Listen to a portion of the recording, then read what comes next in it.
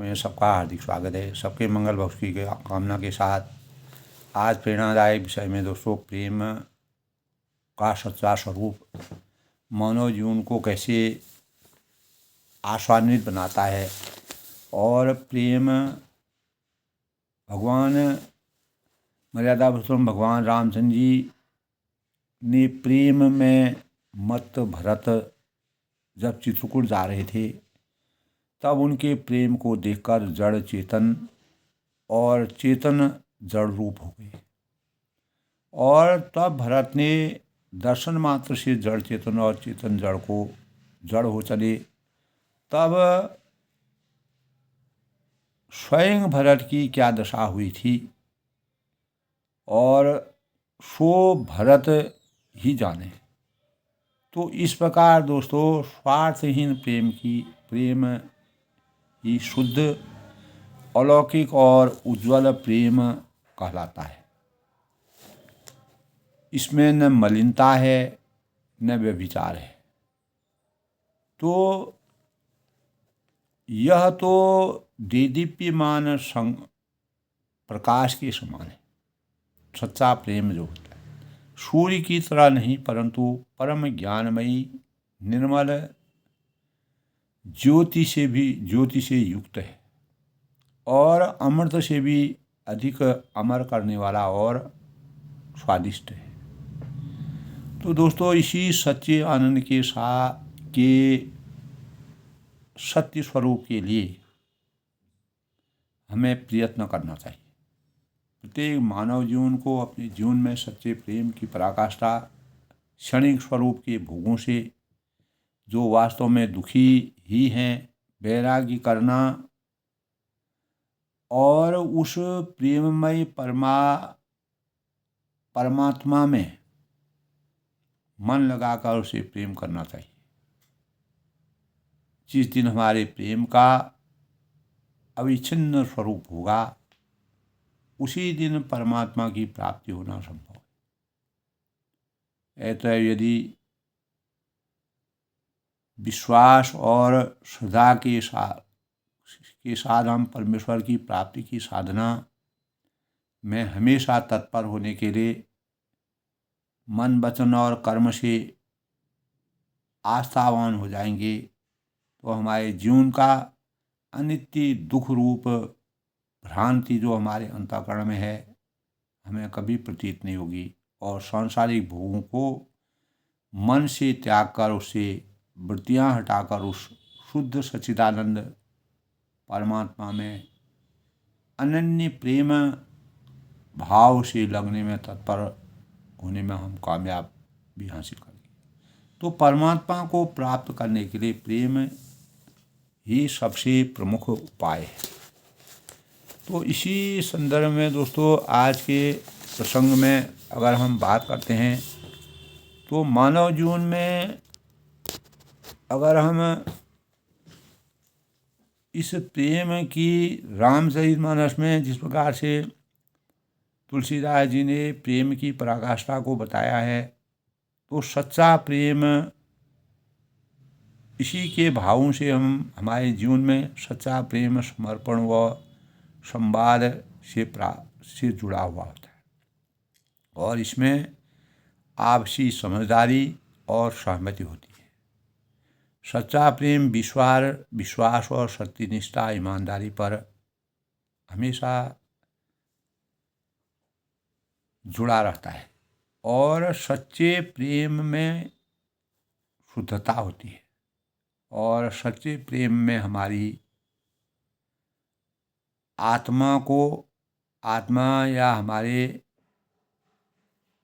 आत्मा का आकर्षण होता है। सच्चा प्रेम में हमारी चाहत होती है जिससे प्रेम हम कर रहे हैं वह हमेशा खुश रहे। तो प्रेम मानव जीवन के लिए निष्पाप निष्कलंक और निस्वार्थ तपस्या रहित होता है। यानी निस्वार्थ किसी प्रकार की कामना उसमें नहीं रहती है। सच्चे प्रेम में दुनिया की चकाचौंध से सच्चा प्रेम हमेशा दूरी बनाए रहता है। सच्चे प्रेम में जीवन की हर कसौटी पर वह खरा उतरता है। तो शास्त्रों के अनुसार दोस्तों, अगर हम प्रेम को भक्ति का दूसरा स्वरूप मानते हैं और मोक्ष प्राप्ति का साधन प्रेम माना गया है। अंततोगत्वा हम संसार में अनेक प्रकार की गतिविधियां करते हैं, अनेक प्रकार के कर्तव्यों का निर्वहन करते हैं, पूजा करते हैं, पाठ करते हैं। कोई आस्तिक होता है, कोई नास्तिक होता है, कोई किसी धर्म को मानने वाला है, कोई किसी धर्म को मानने वाला। अंततोगत्वा दोस्तों, कई धर्मों के प्रेम को ईश्वर या परम धर्म माना, हमारे शास्त्रों के अनुसार माना। और प्रेम का अगर रूप व्यक्ति की भावनाओं और विचारों और कृतियों के साथ संबंधित रहता है। वह एक गहरा आनंद और संवेदनशीलता का अनुभव होता है। अगर हम अपने दैनिक जीवन में देखते हैं तो ये प्रक्रियाएं हमारे दैनिक जीवन में नित्य प्रतीत आती रहती हैं, जो एक दूसरे के प्रति उत्कृष्ट भावनाओं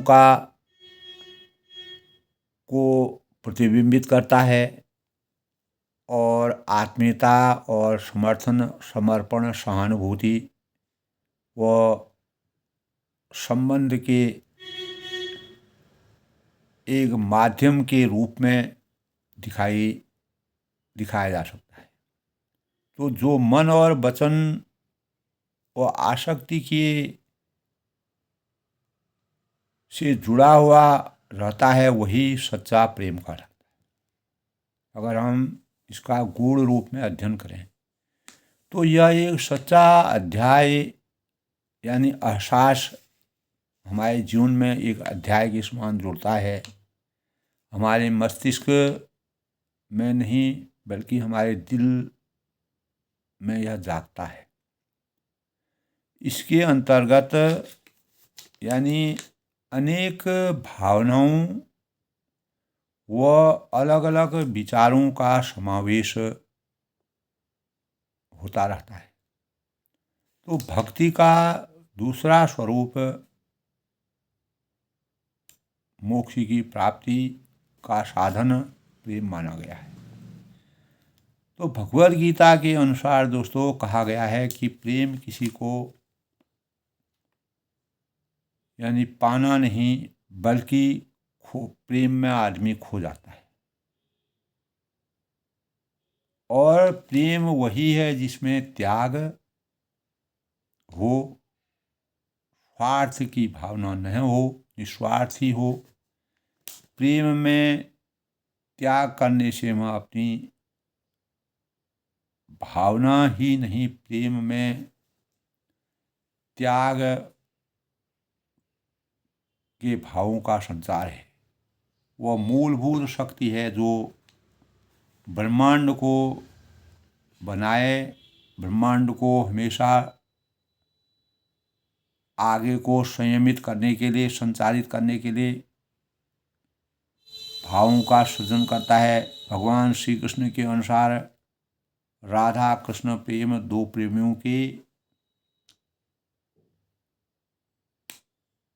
प्रेमियों के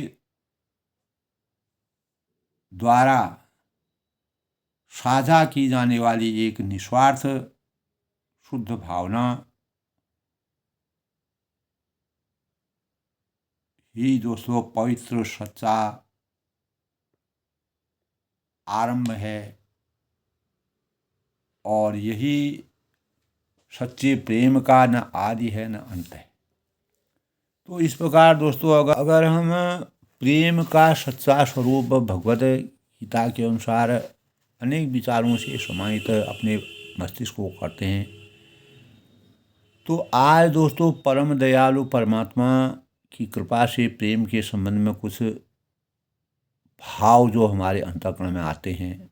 यद्यपि हम इस विषय में अपने को पूर्ण रूप से असमर्थ समझते हैं, क्योंकि प्रेम की वास्तविक महिमा पर वही पुरुष कुछ लिख सकते हैं, जो कुछ बोल सकते हैं, कुछ समझा सकते हैं, और जो भगवत प्रेम के रस समुद्र में निमग्न हो चुके हैं, हमेशा आस्थावान हो जाते हैं, ब्रह्म में लीन हो जाते हैं। तो प्रेम विषय, अगर हम आध्यात्म के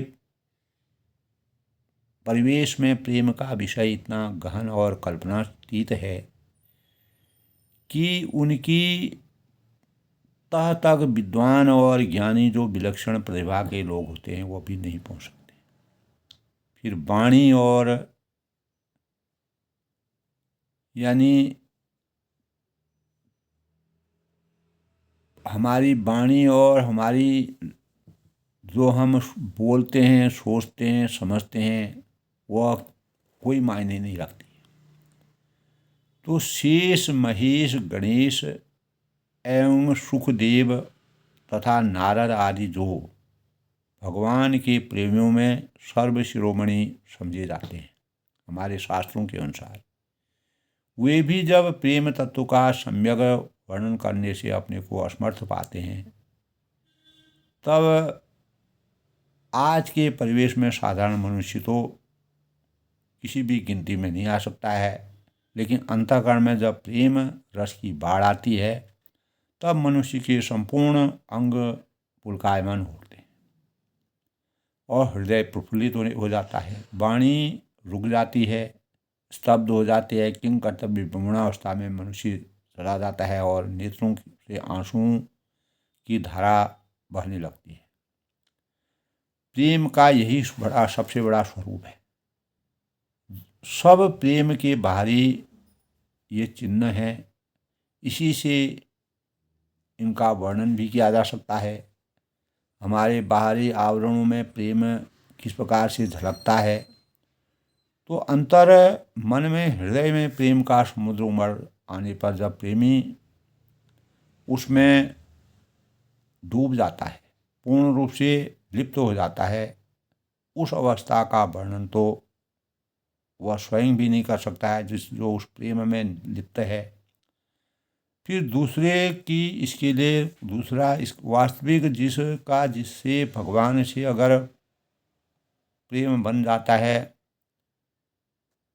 सूर्य थे, तुलसी थे, मीरा थी, तो अनेक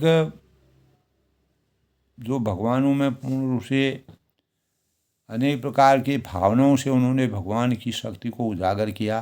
तो श्री राम और भरत के प्रेम मिलन के प्रसंग में तुलसीदास जी ने महाराज अपनी अस्मरता प्रकट करते हुए एक जगह लिखा है कि कहूँ सप्रेम प्रकट की करई, कहूँ सुप्रेम प्रकट को करई, कि छाया कवि गति अनुसरे। कि छाया कवि के साथ कहा है दोस्तों, कबहि अर्थ आखर बलु सोचा, अनुहरि ताल गतहि न तु नाचा, अगम सने भरत रघुबर को, जहाँ न जाय सुन विधि हरिहर को, सो में कुमति कहीं की भांति, आज सुराग की गांडर ताती। यानी ऐसी स्थिति में जब, तो जो कुछ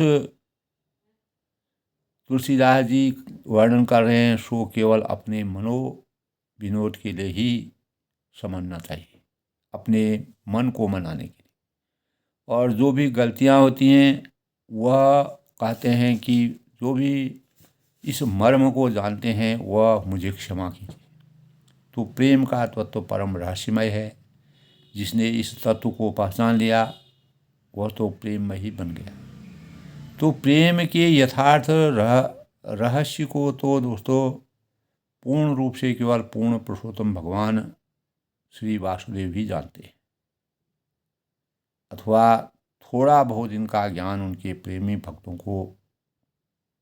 इसीलिए अनेक कवियों ने, लेखकों ने भगवान के इस प्रकार के प्रेम तत्व को निस्वार्थ भाव से अपनी रचना द्वारा मानव जीवन को पहुंचाने का प्रयास किया। निष्काम प्रेम के तत्व को जानने वाले ज्ञानी भक्तों की गीता में भगवान ने अपने श्रीमुख से स्वयं प्रशंसा की है कि तेषां ज्ञानी नित्य युक्तं एक भक्ति विशिष्यते प्रियो हि ज्ञानी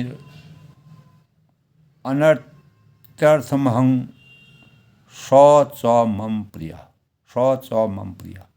प्रियो हि ज्ञानिनो अत्यर्थम अहम स च मई प्रिय। यहाँ जन 4 प्रकार के भक्त हैं। जो भी नित्य मुझ में वास्तविक यकीन करता है, यकीन भाव से स्थित हुआ है, अनन्य प्रेम भक्ति संपन्न ज्ञानी भक्ति अति उत्तम है। क्योंकि मुझको तत्व से जानने वाले ज्ञानी को मैं अत्यंत प्रिय हूँ। जो ज्ञानी लोग हैं, भगवान कहते हैं कि वो मुझे बहुत ही प्रिय है और वह मुझको अत्यंत प्रिय है।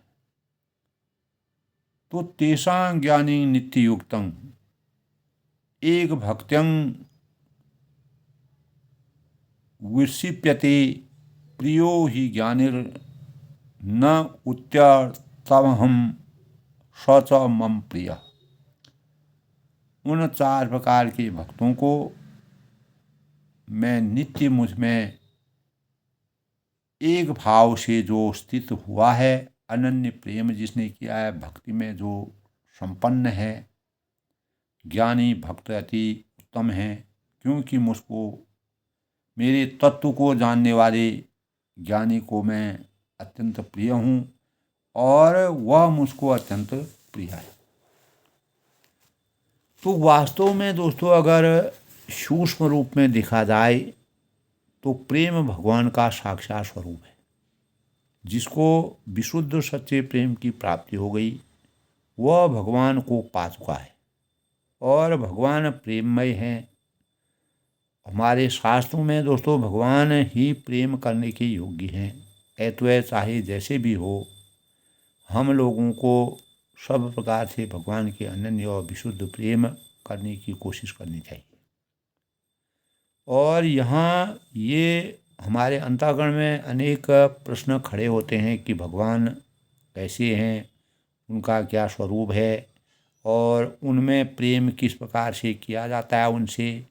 इनका उत्तर अगर हम अपने अंतःकरण में सोचते हैं तो शास्त्रों के अनुसार भगवान सर्वव्यापक, भगवान अमृतमय है और सुख स्वरूप है, नित्य हैं और सत्य विज्ञान आनंदमय है, आनंद घन है। यानी भगवान ने स्वयं कहा है कि ब्रह्मणो ही प्रतिष्ठा हम अमृत तस्या व्ययस्य च शाश्वतस्य च धर्मस्य सुखस्य कांतिकस्य च। यानी अविनाशी परम ब्रह्म का और अमृत का तथा नित्य सनातन धर्म का और अखंड एक रस आनंद का आश्रय में, अर्थात ब्रह्म अमृत अव्यय शाश्वत, शाश्वतस्य च धर्मस्य, धर्म और एकांतिक सुख, यह सब मेरे ही नाम है।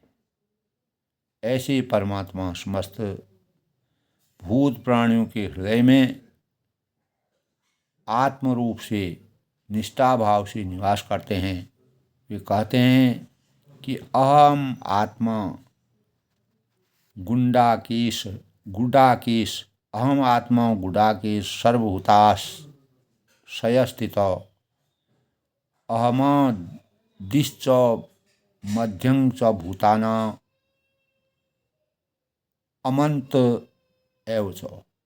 यानी वह अर्जुन से कहते हैं, भगवान श्री कृष्ण की, हे अर्जुन, मैं सब भूतों के हृदय में स्थित सबकी आत्मा हूँ। और समस्त भूतों का आदि मध्य और अंत मैं ही हूँ। तो इस प्रकार जो है अगर परमात्मा के स्वरूप को समझकर सर्वभूत स्थित परमात्मा के साथ विशुद्ध प्रेम करना ही सच्चा प्रेम करना है। तो विश्व के सारे जो जीव होते हैं परमात्मा में निवास, उनमें परमात्मा का निवास स्थान है। तो इसका अनुभव कर सभी के साथ विशुद्ध प्रेम करने के लिए विशेष प्रयत्न करना चाहिए। जो पुरुष इस भगवत प्रेम के रहस्य को भलीभांति समझ लेते हैं, बूझ लेते हैं, जान लेते हैं, तो उसका सभी प्राणियों के साथ अपने आत्मा के समान प्रेम हो जाता है। जिस प्रकार अपनी आत्मा से हमारा लगाव होता है, हमारे भौतिक शरीर का लगाव होता है, उसी प्रकार परमात्मा में हमारा ध्यान जुड़ जाता है। ऐसे प्रेमी की प्रशंसा करते हुए भगवान ने यह भी कहा है कि आत्मोपम्येन सर्वत्र समं पश्यति यो अर्जुन सुखं वा यदि वा दुखं स योगी परमो मतः। गीता में कहा गया है कि दोस्तों, हे अर्जुन, भगवान श्री कृष्ण कहते हैं कि जो योगी अपनी साधसत्ता से संपूर्ण भूतों में सम देखता है, समान रूप से जिनके विचार समता रूपक समभाव होते हैं और सुख अथवा दुख को भी सब में सम देखता है, वह योगी परम श्रेष्ठ माना जाता है। संपश्यति योगी अर्जुन सुखं वा यदि वा दुखम। अपनी साधसा में सम देखने लगता है। यही अभिप्राय है कि जैसे मनुष्य अपने सिर, हाथ, पैर और गुदा आदि अंगों के साथ ब्राह्मण, क्षत्रिय, शूद्र और मलेच्छादि के समान बर्ताव करता हुआ भी उनमें समान रूप में आत्मभाव रखता है, अर्थात सारे अंगों में अपनापन समान होने के सुख और दुख को समान ही देखता है। समता रूपा भाव जिसमें होते हैं, वैसे ही संपूर्ण भूतों में समान भाव से देखना मानव जीवन का सबसे बड़ा कर्तव्य है। इस प्रकार के समभाव को प्राप्त भक्त का हृदय प्रेम से का सरोवर बन सकता है। तो वह केवल प्रेम का ही दृष्टि से सब ओर, प्रेम की ही दृष्टि से सब और झांकना सीखता है, प्रेम की अनुभूति करना सीखता है। उसके हृदय में, उसके अंतःकरण में किसी से भी साथ घृणा व द्वेष का लेश मात्र भी कुछ भी नहीं रहता है। तो यही हमारी श्रुति भी कहती है, हमारी नीति और श्रुति कहती है कि यस्तु सर्वाणि भूतान्यात्मा ने वान पश्यति सर्वभूतेषु च आत्मानं ततो न द्विजुग उपशति। यस्तु सर्वाणि भूतान्या आत्मा नये वानुपश्यति सर्वभूतेषु च आत्मानं ततो न विजुग उपशति। जो विद्वान सर्वभूतों को अपने आत्मा से भेद रहित देखता है, जो विलक्षण प्रतिभा के लोग, जो सामाजिक परिवेश में यानी आकर्षण के केंद्र होते हैं, आकर्षण के मानक होते हैं, और जो महान श्रेष्ठ जन होते हैं, श्रुति जन होते हैं, तो वह भूतों को अपने आत्मा के में भेद रहित देखता है और अपने आत्मा को सर्वभूतों में देखता है। वह किसी को भी जिंदा नहीं करता है, किसी की भी वह निंदा नहीं करता है।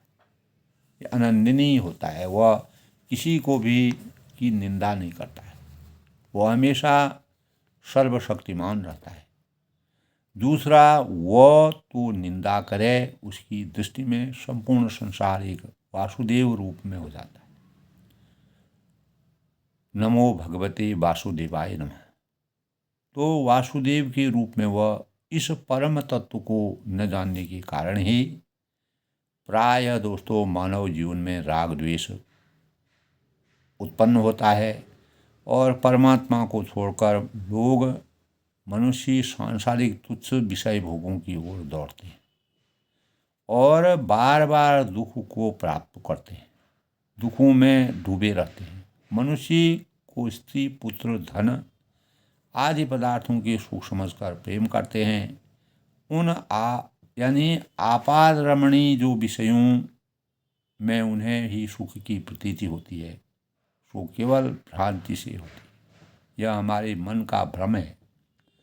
वास्तव में गीता के अनुसरण से दोस्तों विषयों में सुख ही नहीं, परंतु जिस प्रकार सूर्य की किरणों के बिना मरुभूमि में जल ही जल प्रतीति होती है और प्यासे हिरण होता है, वह भ्रम से उसकी ओर दौड़ते हैं, तो वही भ्रम अंत में निराश होकर वह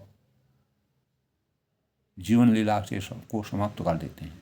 ठीक उसी प्रकार सांसारिक मनुष्य संसार के पदार्थों के पीछे सुख की आशा में दौड़ते हुए जीवन के अमूल्य समय को व्यर्थ ही बिता देते हैं और असली नित्य परमात्मा सुख से वंचित रह जाते हैं। तो इस प्रकार दोस्तों स्त्री पुत्र धन आदि पदार्थों की अपेक्षा मनुष्य को अपना जीवन अधिक प्रिय है, क्योंकि जीवन की रक्षा के लिए मनुष्य स्त्री पुत्र और धन संपूर्ण पदार्थों को त्याग सकता है, क्योंकि इस जीवन की भी आत्मा यानी इस जीवन में भी आत्मा अधिक प्रिय है और क्योंकि आत्मा के लिए मनुष्य जीवन के त्याग की भी इच्छा कर लेता है। तो विशेष रूप से दोस्तों आज के प्रेरणादायक विचार में कष्ट की प्राप्ति होने पर जब जीवन दुखमय हो जाता है तो मूर्खता से वह आत्महत्या करने के लिए अनेक प्रकार के प्रयत्न करता है एवं आत्मा के यथार्थ तत्व को न जानने के कारण दुख नाश का वास्तविक उपाय न कर आत्मसुख की इच्छा से आत्मघात कर बैठता है और उसके फलस्वरूप घोर नरकों को प्राप्त कर दुख भोगता है। तो मनुष्य शरीर को प्राप्त होकर आत्म तत्व को बिना जाने चले जाना भी एक प्रकार का आत्मघात है और आत्मघाती की गति का वर्णन करते हुए श्रुति कहती है कि असुरिया नाम ते लोका अंधेन तमसा व्रता तास्तें प्रीत्या भी गच्छन्ति ये के च आहनो जना। यानी जो मनुष्य आत्मा के हनन करने वाले हैं वे भयंकर घोर अंधकार से आच्छादित आसुरी योनियों को प्राप्त होते हैं। इस तत्व को समझकर मनुष्य को इस अज्ञान कृत आत्मघात को देखना, आत्मघात से बचना चाहिए और आत्मा की उन्नति एवं युक्ति के लिए उस परमपिता परमेश्वर परम प्रेम करना उन्हीं से चाहिए। जब परमात्मा की आसक्ति में हमारा प्रेम हो जाएगा, आत्मा से आत्मा जुड़ जाएगी, तो परमेश्वर में प्रेम होना ही विश्व का सबसे बड़ा प्रेम है और विश्व के समस्त प्राणियों में प्रेम ही भगवान की प्राप्ति का प्रेम है, क्योंकि स्वयं परमात्मा ही सबके आत्मरूप में विराजमान है। तो सबसे प्रेम करने का सहज उपाय है स्वार्थ छोड़कर सेवा करना। और स्वार्थ शब्द से केवल स्त्री पुरुष और धन आदि ही नहीं समझने चाहिए। मान, बड़ाई, प्रतिष्ठा, कीर्ति, सुंदर लोगों की प्राप्ति आदि सभी कुछ स्वार्थ के अंतर्गत हैं। उन प्रेम मूर्ति परमात्मा के प्रेम के लिए सेवा और प्रेम करना चाहिए।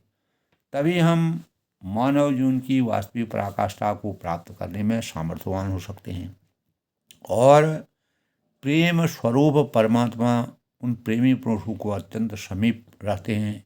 परमात्मा उनके जीवन को यथार्थवादी जीवन में और समानार्थी जीवन का प्रवेश कराते हैं। परमात्मा की प्राप्ति होती है और जो सिद्धिजन हैं, सिद्ध पुरुष हैं, वह वास्तव में प्रेम की पराकाष्ठा से ही भगवान के नज़दीक पहुँचते हैं और परमात्मा की आसक्ति प्राप्त करके हम अपने जीवन के वास्तविक आनंद की प्राप्ति करने में कामयाबी हासिल कर सकते हैं।